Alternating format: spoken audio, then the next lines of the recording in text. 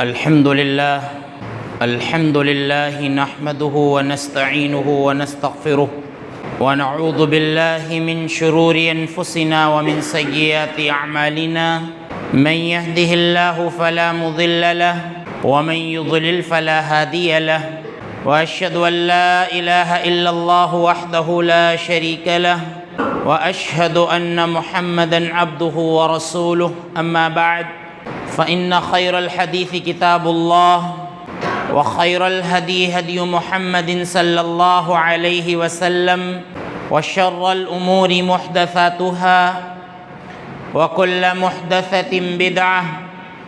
وكل بدعة ضلالة وكل ضلالة في النار أعوذ بالله من الشيطان الرجيم بسم الله الرحمن الرحيم ما سلككم في سقر قالوا لم نك من المصلين ولم نك نطعم المسكين وكنا نخوض مع الخائضين وكنا نكذب بيوم الدين حتى أتانا اليقين۔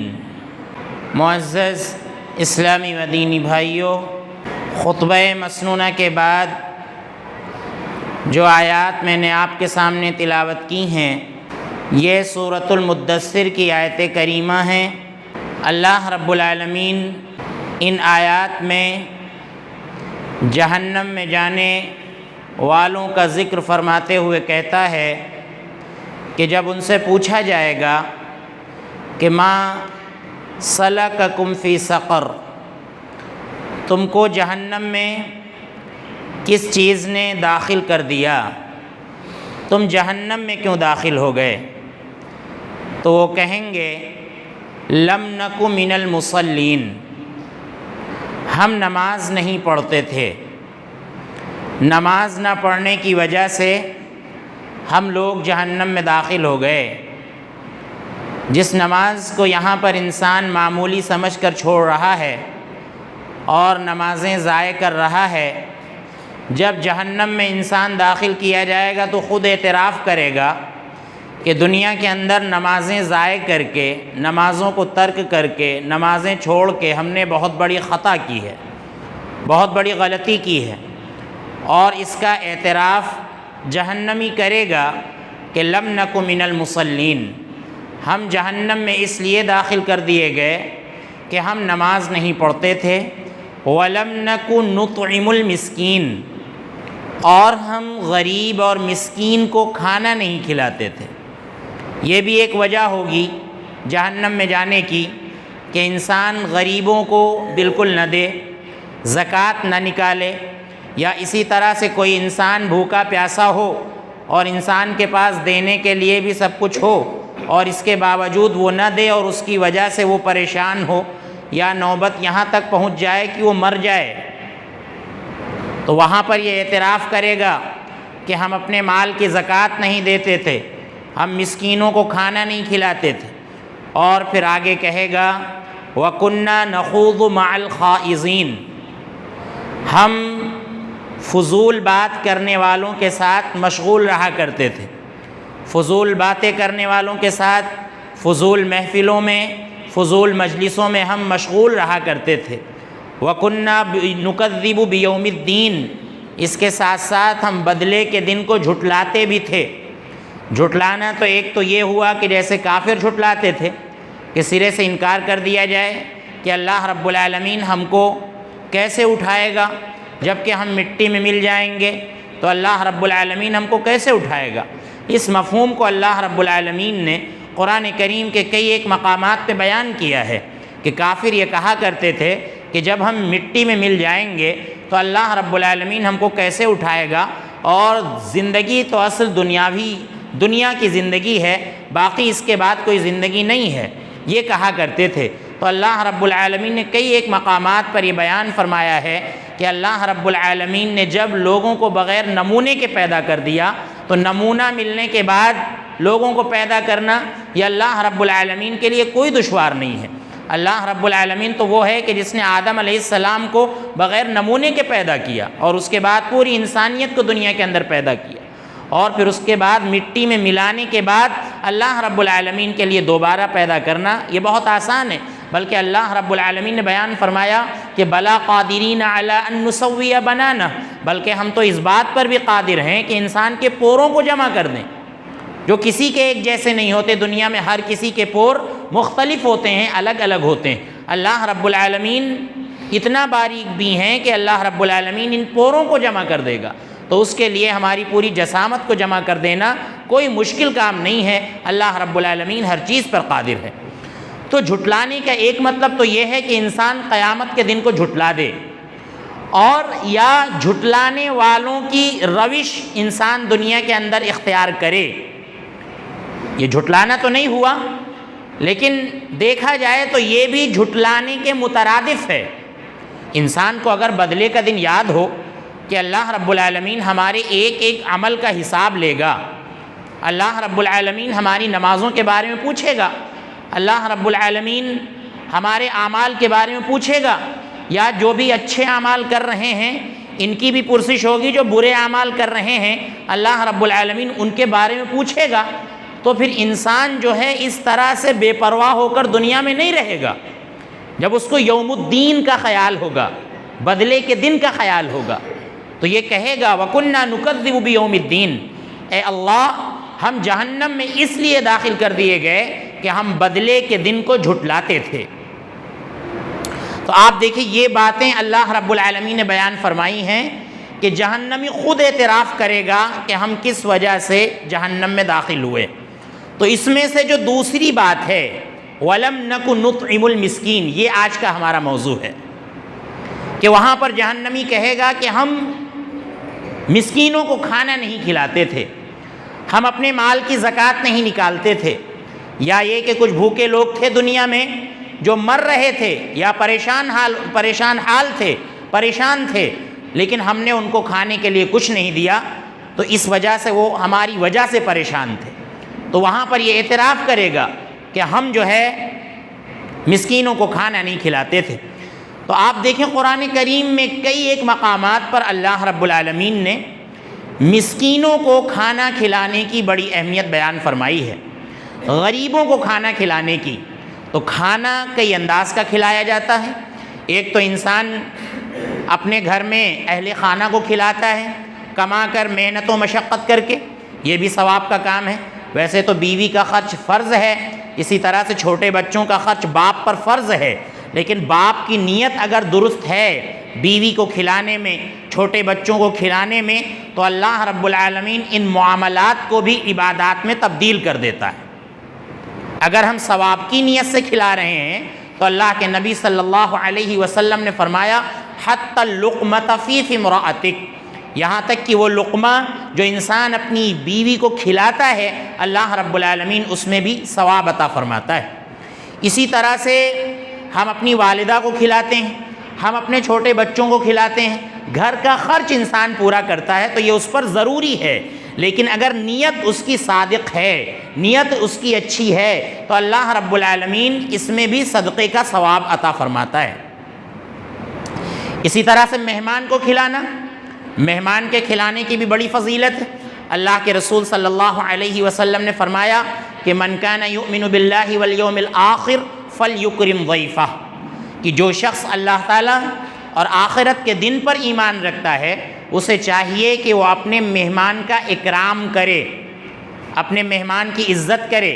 اس کے لیے رہنے سہنے کا اچھا انتظام کرے، اور جو کچھ اس کے گھر میں ہے اچھے سے اچھا اس کو کھلانے کی کوشش کرے۔ اللہ کے رسول صلی اللہ علیہ وسلم نے فرمایا کہ یہ تقاضا ہے اللہ پر اور آخرت کے دن پر ایمان رکھنے کا۔ اگر کوئی اپنے مہمان کی عزت نہیں کر رہا ہے، یا مہمان کے سامنے کھانا پیش نہیں کر رہا ہے، یا اس کی تعظیم نہیں کر رہا ہے، اس کا اکرام نہیں کر رہا ہے، تو اس کا مطلب یہ ہے کہ انسان کا ایمان اللہ تعالیٰ پر اور آخرت کے دن پر کمزور ہے، اسی لیے ان ساری چیزوں میں وہ کمزور واقع ہو رہا ہے۔ تو اللہ کے رسول صلی اللہ علیہ وسلم نے فرمایا کہ جو شخص بھی اللہ تعالیٰ کو مانتا ہے اپنا معبود، اللہ رب العالمین کا قائل ہے، اللہ رب العالمین پر ایمان رکھتا ہے، اور آخرت کے دن پر ایمان رکھتا ہے تو ایسے شخص کو چاہیے کہ اپنے مہمان کی تعظیم کرے، اپنے مہمان کا اکرام کرے، اپنے مہمان کو کھانا کھلائے۔ صحابی رسول نے اپنے مہمان کی جب تعظیم کی تھی، ان کا اکرام کیا تھا گھر کے چراغ کو بجھا کر، اور خود بھی کچھ نہیں کھایا تھا بلکہ سارا سب کچھ جو کچھ تھا گھر میں وہ مہمان کو پیش کر دیا تھا۔ حالانکہ جتنا ان کے پاس کھانا تھا وہ گھر والوں کے لیے بھی کافی نہیں تھا، لیکن گھر والے سب بھوکے رہے اور پورا کھانا مہمان رسول کے سامنے پیش کر دیا۔ جب صحابی رسول اپنے گھر لے کر گئے مہمان کو تو انہوں نے جا کر اپنی بیوی سے یہی کہا تھا کہ یہ کوئی ایسے ویسے مہمان نہیں ہیں، بلکہ یہ مہمان رسول ہیں، اور اکرمی ضیف رسول اللہ صلی اللہ علیہ وسلم، اللہ کے رسول صلی اللہ علیہ وسلم کے مہمان کا جہاں تک ہو سکے اکرام کرو، تعظیم کرو۔ آپ دیکھیں چراغ بند کر کے اپنے مہمان کو صحابی رسول نے کھلایا تھا اور خود بھوکے رہے تھے۔ اللہ رب العالمین کو ان کی یہ ادا اتنی پسند آئی کہ اللہ رب العالمین نے قرآن کریم کے اندر آیت نازل فرمائی کہ وَيُؤْثِرُونَ عَلَىٰ أَنفُسِهِمْ وَلَوْ كَانَ بِهِمْ خَصَاصَةٌ، کہ صحابہ اکرام کا معاملہ یہ ہوتا ہے کہ وہ اپنے آپ پر دوسروں کو ترجیح دیتے ہیں، اگرچہ وہ خود سخت حاجت مند ہوں، خود ان کو بھوک لگی ہے لیکن خود کم کھا لیں گے یا بھوکے رہیں گے، لیکن دوسروں کو ضرور کھلائیں گے، اپنے مہمانوں کو ضرور کھلائیں گے۔ صحابہ اکرام کو اللہ رب العالمین کی، صحابہ اکرام کی یہ ادا اللہ رب العالمین کو بہت پسند آئی، جس کا ذکر اللہ رب العالمین نے قرآن کریم کے اندر فرما دیا۔ تو ایک ہے مہمان کا کھلانا جو بہت ثواب کا کام ہے، اسی طرح سے آپ دیکھیے پڑوسیوں کو کھلانا، پڑوسیوں کو کھلانا، اللہ کے رسول صلی اللہ علیہ وسلم نے فرمایا کہ جب تم میں سے کسی کے گھر میں گوشت بنے، اگر گوشت زیادہ نہ ہو تو سالن بڑھا لو، پانی بڑھا لو، لیکن اپنے پڑوسی کا اس میں ضرور خیال رکھو، پڑوسی کے گھر بھیجا دیا کرو۔ اسی لیے ہمارے یہاں یہ روایت چلی آ رہی ہے کہ ہمارے یہاں کچھ بنتا ہے، کوئی اچھی چیز بنتی ہے تو ہم ایک دوسرے کے گھر تھوڑا بہت بھیجتے ہیں، پڑوس میں بھیج دیتے ہیں، اپنے رشتہ دار میں کوئی پڑوسی ہوتا ہے اس کے یہاں بھیج دیتے ہیں، تو یہ بہت اچھی بات ہے۔ اللہ کے رسول صلی اللہ علیہ وسلم کا اس سلسلے میں خاص حکم ہے، اور آپ جانتے ہیں کہ وہ حدیث کہ اللہ کے نبی صلی اللہ علیہ وسلم نے فرمایا کہ جبریل علیہ السلام نے مجھے پڑوسی کا خیال رکھنے کی اتنی وصیت کی کہ ہمیں یہ محسوس ہونے لگا کہ کہیں پڑوسیوں کا وراثت میں حق نہ مقرر کر دیا جائے۔ اور ہوتا یہی ہے کہ جب ہمارے اوپر کوئی مصیبت آتی ہے تو رشتہ دار تو ہمارے ہم سے دور ہوتے ہیں، لیکن سب سے پہلے پڑوسی ہی آ کر کھڑا ہوتا ہے۔ ہماری مصیبت میں اور ہر جگہ کام آتا ہے ہمارا پڑوسی، کیونکہ وہ ہمارے پڑوس میں ہوتا ہے۔ رشتہ دار تو ہمارے دور ہوتے ہیں، اور اگر کوئی رشتہ دار بھی ہے، پڑوسی بھی ہے، تو بات ہی الگ ہے، اس کی اور زیادہ تعظیم کرنے کا شریعت نے حکم دیا ہے۔ لہذا پڑوسی کو کھلانا یہ بھی بڑا ثواب کا کام ہے۔ اسی طرح سے آپ دیکھیے چرند پرند کو کھلانا، جانوروں کو کھلانا، اللہ کے رسول صلی اللہ علیہ وسلم نے بڑی فضیلت بیان فرمائی ہے۔ صحابہ کرام کے پوچھنے پر اللہ کے نبی صلی اللہ علیہ وسلم نے فرمایا، ایک مرتبہ صحابہ کرام نے پوچھا کہ اے نبی صلی اللہ علیہ وسلم، کیا ان جانوروں میں بھی ہمارے لیے اجر ہے، ہمارے لیے ثواب ہے؟ اللہ کے نبی صلی اللہ علیہ وسلم نے فرمایا کہ فی کل کبد رطبۃ صدقہ، ہر تر کلیجی میں صدقہ ہے، یعنی ننھی سی بھی جان کو اگر آپ کھلا رہے ہیں، پلا رہے ہیں، اس کی جان اگر آپ بچا رہے ہیں، اللہ رب العالمین اس میں تم کو ثواب عطا فرمائے گا۔ یہاں تک کہ کتا جو کہ ایک ناپاک جانور ہے، اس کو بھی اگر ہم کھلا رہے ہیں اس میں بھی اللہ رب العالمین ثواب عطا فرماتا ہے۔ بلیوں کو اگر ہم کھلا رہے ہیں، اللہ رب العالمین بلی کو کھلانے میں بھی ہم کو ثواب عطا فرماتا ہے۔ تو کھلانا یہ بہت ثواب کا کام ہے، اور اگر ہم غریب مسکین کو کھلا رہے ہیں تو یہ اور زیادہ ثواب کا کام ہے، جیسا کہ آیت کریمہ ہم نے آپ کے سامنے پڑھی کہ ایک بہت بڑی وجہ ہوگی جہنم میں جانے کی یہ کہ ہم مسکینوں کا خیال نہیں رکھتے تھے، مسکینوں کو ہم کھانا نہیں کھلاتے تھے۔ تو مسکینوں کو کھلانا، غریبوں کو کھلانا، فقیروں کو کھلانا، یتیموں کو کھلانا یہ بہت بڑا ثواب کا کام ہے۔ آپ دیکھیں اللہ رب العالمین سورۃ البلد کے اندر فرماتا ہے کہ فَلَقْتَحَمَ الْعَقَبَةَ وَمَا أَدْرَاكَ مَا الْعَقَبَةُ فَكُّ رَقَبَةٍ أَوْ إِطْعَامٌ فِي يَوْمٍ ذِي مَسْغَبَةٍ يَتِيمًا ذَا مَقْرَبَةٍ۔ اللہ رب العالمین نے فرمایا کہ نہیں، انسان نے ابھی تک گھاٹی نہیں پار کی ہے، یعنی جو عبادت کی اہم گھاٹی ہے، تقوی کی اہم گھاٹی ہے کہ جس کو پار کر کے انسان جنت میں جا سکتا ہے، وہ گھاٹی ابھی تک انسان نے پار نہیں کی ہے۔ اللہ رب العالمین فرماتا ہے وما ادراک ما العقبہ، تم کو کیا پتا کہ وہ گھاٹی کون سی ہے کہ جس کو پار کر کے انسان جنت میں چلا جائے گا۔ فک رقبہ، اللہ نے فرمایا ایک گردن آزاد کرنا، کوئی قیدی ہے، کوئی غلام ہے، اس کو آزاد کرانا، یہ گھاٹی کو پار کرنا ہے۔ آگے اللہ نے فرمایا او اطعام فی یوم ذی مسغبہ، یا بھوک والے دن میں کسی مسکین کو کھانا کھلانا، کسی غریب کو کھانا کھلانا، بھوک والا دن۔ اس مسکین کے لیے وہ دن بھوک والا تھا، اس کے پاس کھانے کے لیے کچھ نہیں تھا، پینے کے لیے کچھ نہیں تھا، یا تھا لیکن اس کے پاس کم تھا، اور آپ نے اگر ثواب کی نیت سے اس کو کھلایا ہے تو اللہ رب العالمین فرماتا ہے کہ یہ گھاٹی کو پار کرنا ہے۔ یتیماً ذا مقربہ او مسکیناً ذا مطربہ، یا تو کسی یتیم کو کھلائیں جو آپ کا قریبی ہو، آپ کا قریبی ہو، یا ایسے مسکین کو کھلائیں ذا مطربہ جو بالکل گرد آلود ہو، مٹی میں سنا ہوا ہو اور بالکل نچلے طبقے کا معلوم ہو رہا ہو، اور اس کے پاس کھانے کے لیے کچھ نہ ہو، اور آپ اس کے لیے کھانا پیش کر رہے ہیں، تو اللہ رب العالمین اس پر بڑا ثواب عطا فرمائے گا۔ اللہ رب العالمین فرماتا ہے ثم كان من الذين آمنوا وتواصوا بالصبر وتواصوا بالمرحمہ اولئک اصحاب المیمنہ، پھر یہ شخص اگر ایمان والوں میں سے ہے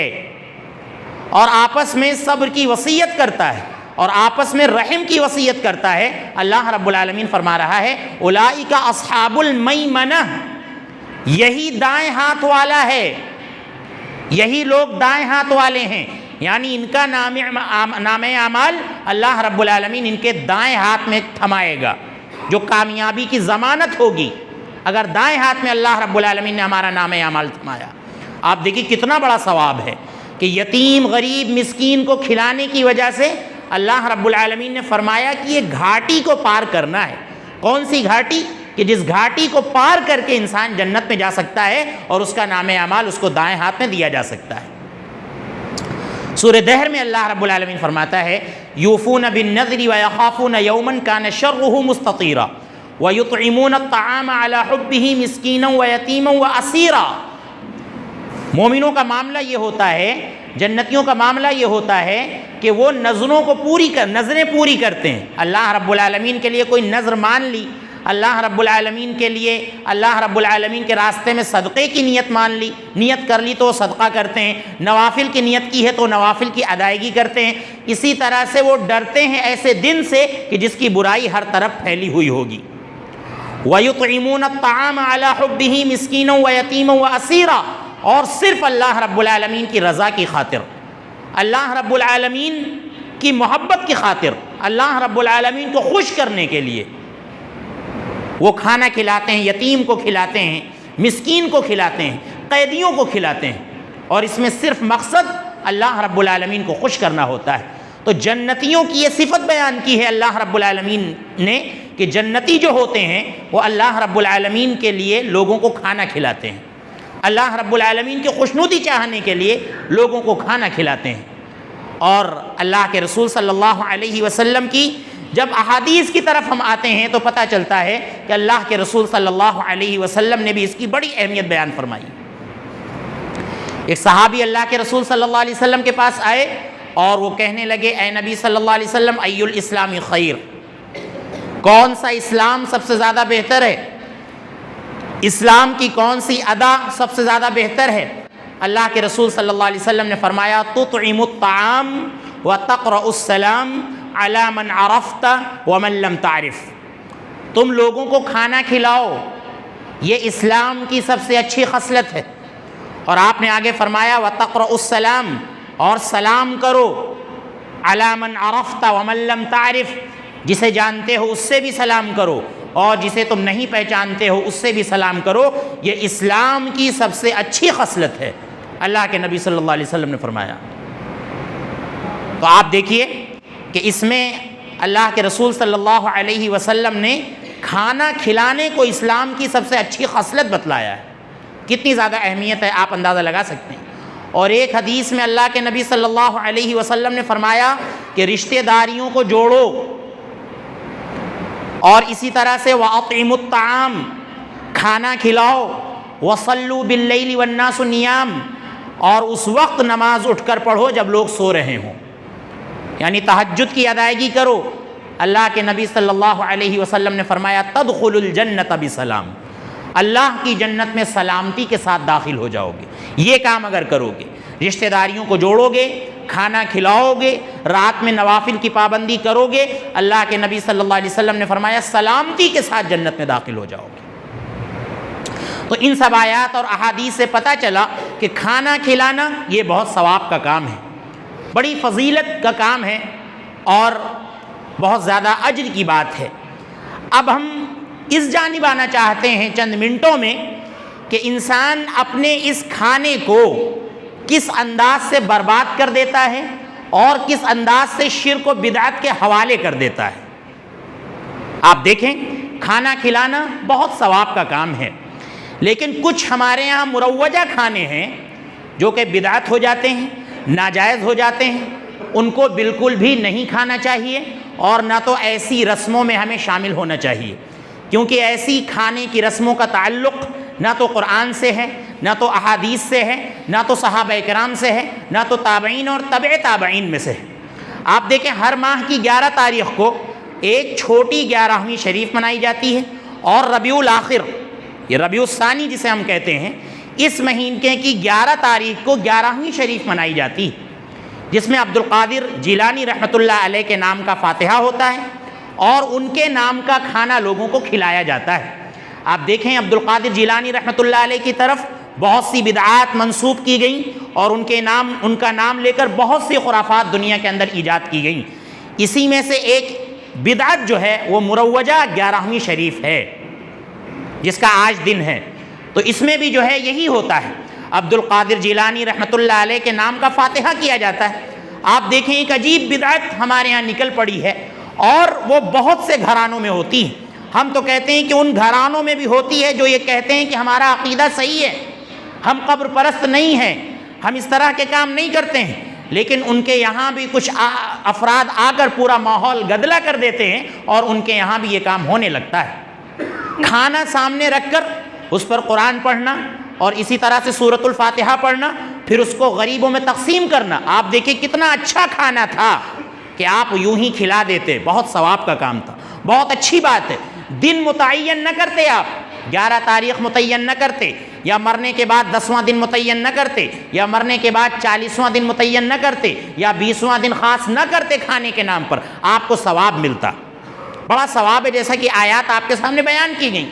احادیث آپ کے سامنے پیش کی گئی، بہت ثواب کا کام ہے۔ لیکن کسی کے مرنے کے بعد 10ویں کے نام کا کھانا کھانا اور اس کو سامنے رکھ کر اس پر کچھ پڑھنا، اس کا ثبوت نہ تو قرآن میں ہے، نہ تو احادیث میں ہے، نہ تو صحابہ کرام سے اس کا ثبوت ملتا ہے، اور نہ تو تابعین تبع تابعین بزرگان دین سے اس کا ثبوت ملتا ہے، کہیں سے کوئی ثبوت نہیں ملتا ہے۔ آپ دیکھیں آپ خرچ کر رہے ہیں، کھانا کھلا رہے ہیں، لیکن بدعت کے حوالے کر کے اپنے کھانے کو، آپ نے اپنے کھانے کو برباد کر لیا ہے۔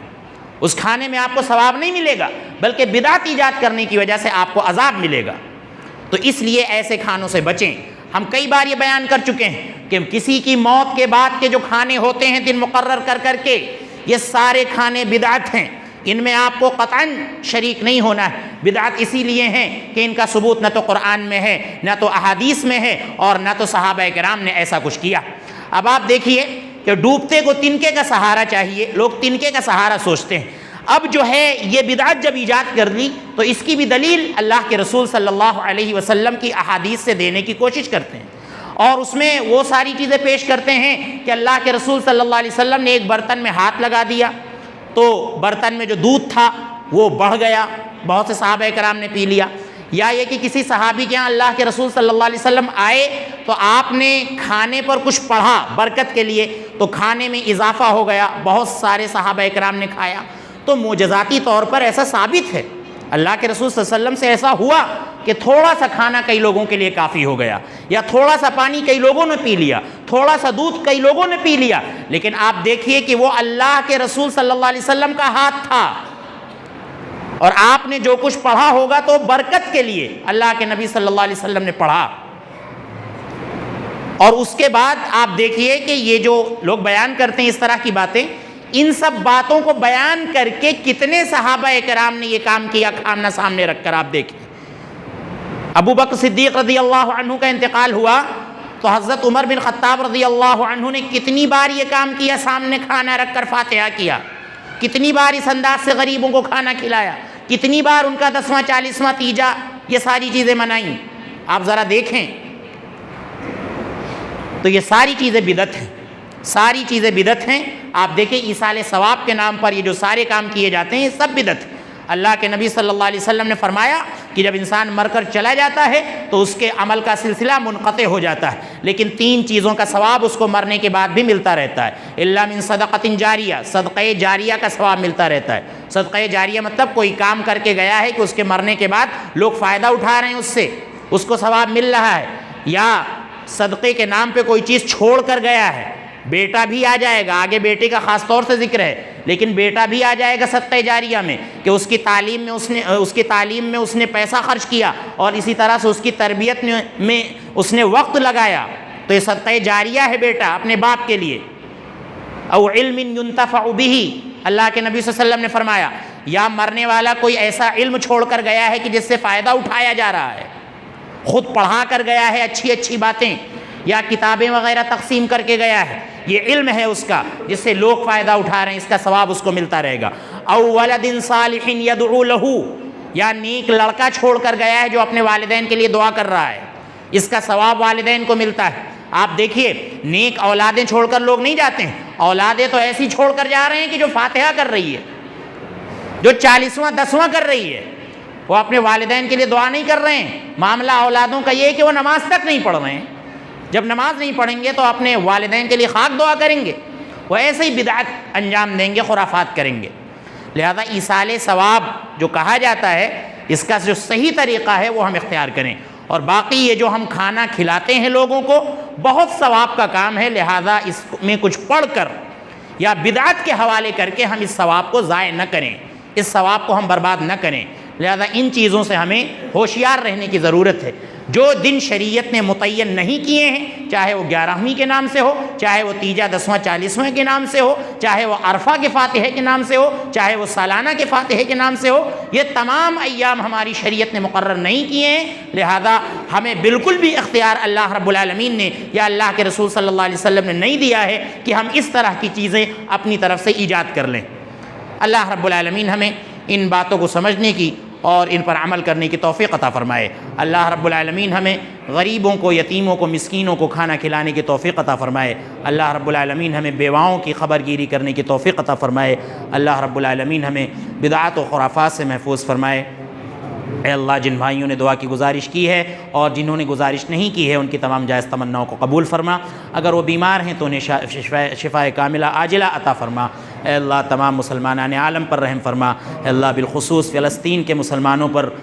رحم فرما اور مسجد اقصیٰ کی حفاظت فرما۔ اے اللہ، جب تک تو ہمیں اس دنیا میں رکھ، ایمان کی حالت میں رکھ، جب ہمارا خاتمہ ہو ایمان کی حالت میں ہو۔ آمین۔ وآخر دعوانا ان الحمد للہ رب العالمین۔